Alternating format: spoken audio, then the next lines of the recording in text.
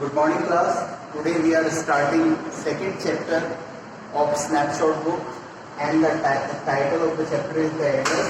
In previous video I described about the various characters of the chapter. Now we are starting again.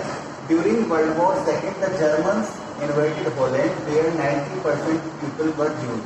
So now the writer is describing in this story about the Second World War. At that time, Germans attacked on Holland. At that time, more than 90% Jews were living in Holland. So many of them Jews fled in fear to other countries, and due to the fear of war, many of the Jews left the country and they were shifted in another country. Thousands were imprisoned in concentration camps, and the rest of the Jews who were still living in the Holland, they were kept in imprisoned and kept in concentration camps. A woman and her little daughter had also to leave their home. So there is also described that those Jews who left their country, among them there was a woman and her little daughter. They had to leave the place, and the woman left all her things with a woman known to her. When the woman was leaving Holland, at that time she thought something in her mind and she gave all her things which is related to her house to her friend. A woman known to her means who was friend of Mrs. S, to whom she gave all her things. The name of the lady was Mrs. Dodley. So now after some time the woman died. We are going. Now you will see that when war was going on, they left the country and they were shifted in another country.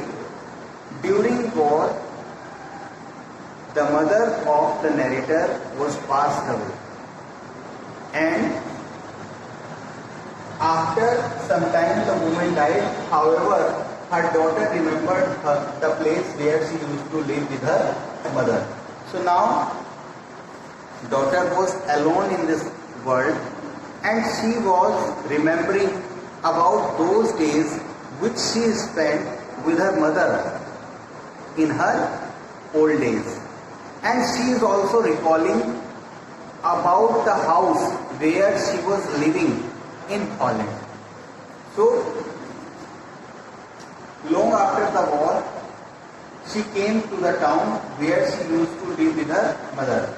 Long after the war, युद्ध के लंबे समय के बाद, now she decided to come back on her town, in her town, where she used to live with her mother.